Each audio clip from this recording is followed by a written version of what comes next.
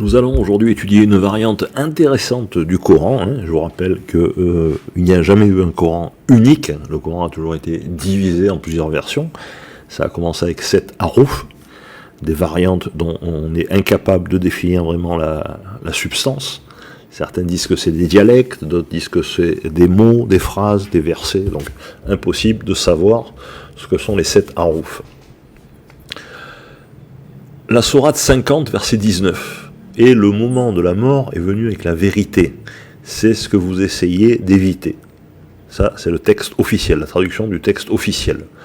Quand on va dans le tafsir de Tabari qui est en ligne, disponible en ligne, sur le site Coran ksuedu.sa, vous voyez le Coran le tafsir de Tabari, en arabe bien sûr, parce qu'ils ne veulent pas que vous ayez ce genre d'informations en français, le moins possible.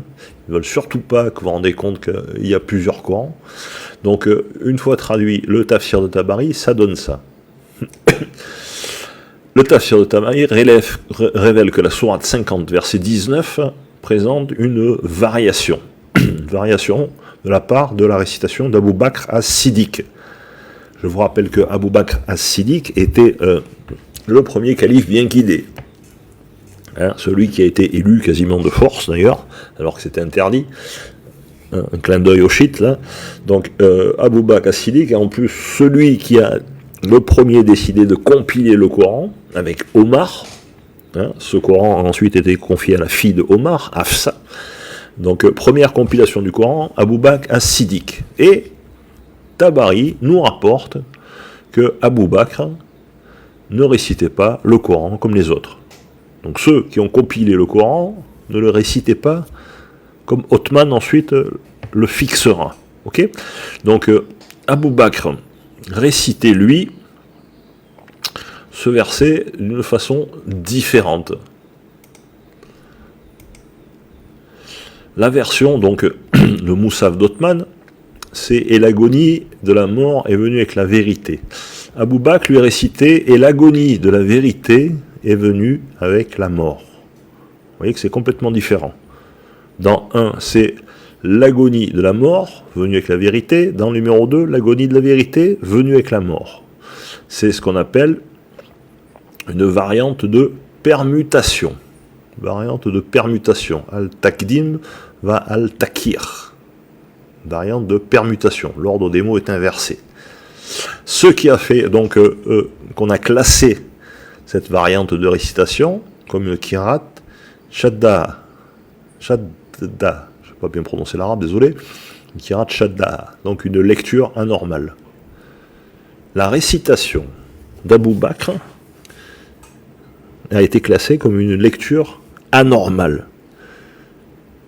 Quand même assez étonnant, Je vous rappelle que les musulmans nous affirment que le Coran était mémorisé, ils le connaissaient par cœur. Comment expliquer que la récitation d'Abu Bakr a été considérée comme anormale? Vous voyez? Donc la source de ces affirmations, donc c'est le tafsir de Tabari, bien sûr, mais c'est rapporté aussi dans le Musannaf d'Ibn Abi Shayba, qui rapporte les Athar, les paroles des compagnons. Je vous rappelle que les paroles des compagnons est une des sources de l'islam. Tu as le Coran, tu as la Sunna, et tu as les Athar. Et ensuite tu as l'arabe. Il y a aussi rapporté par le Tafsir d'Ibn Kathir et par As-Suyuti dans son livre Al-Itkan fi Ulum al-Quran, qui est une mine d'or sur la compilation du Coran. Okay, donc cette récitation a été classée Shadda. Shadda, c'est une variante de récitation qui n'est pas considérée comme canonique. Tu n'as pas le droit de réciter comme ça à la mosquée. C'est quand même assez étonnant.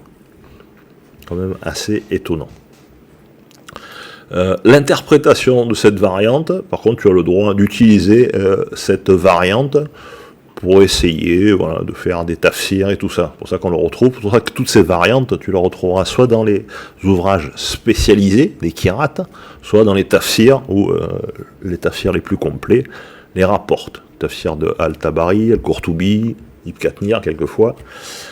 Voilà. Donc l'interprétation de cette variante, l'agonie de la vérité est venue avec la mort, c'est que la première interprétation, parce qu'en plus donc il y a confusion, il y a divergence d'opinion sur les interprétations, donc il y a divergence d'opinion sur la récitation, mais tu as aussi divergence d'opinion sur l'explication, la signification des versets. Donc la première des significations, c'est que l'agonie venant de Dieu est arrivée avec la mort. La vérité, al-haq, désigne Dieu lui-même. Donc Dieu lui-même vient lorsque tu meurs. Bon, c'est quand même assez étonnant parce que chez nos sunnites purs et durs, Dieu ne bouge pas. Hein. Il est en haut, il ne descend pas en bas. Il n'aime pas être en bas. La seconde interprétation, c'est que l'agonie est ici synonyme de la mort elle-même, ajoutée à son propre qualificatif, voilà, un pléonasme emphatique. L'agonie véritable est venue avec la mort. Bon. Donc il y a deux explications. Un dit que c'est Dieu lui-même qui descend, al-haq. Hein, d'ailleurs, ça crée un problème. Ça voudrait dire que Ana al-haq, en arabe, je suis la vérité, ça veut dire je suis Dieu. Hein. Quand Jésus dit je suis le chemin, la vie et la vérité, il dit Ana al-haq, ça fait de lui Dieu. Hein. Quand les musulmans souvent nous demandent où est-ce que Jésus a dit je suis Dieu, ben là par exemple, c'est un bon exemple. Donc voilà, lecture anormale d'Abou Bakr. La lecture du Moussaf d'Othman, hein, qu'on voit dans toutes les traductions, et le moment de la mort est venu avec la vérité. La variante d'Othman fait dire à Allah l'agonie de la vérité est venue avec la mort. On est sur un sens différent. Un sens différent. Lorsque on rapporte une anecdote historique, lorsqu'Abou Bakr était sur son lit de mort, sa fille Aïcha aurait récité un vers de poésie sur la douleur de la perte.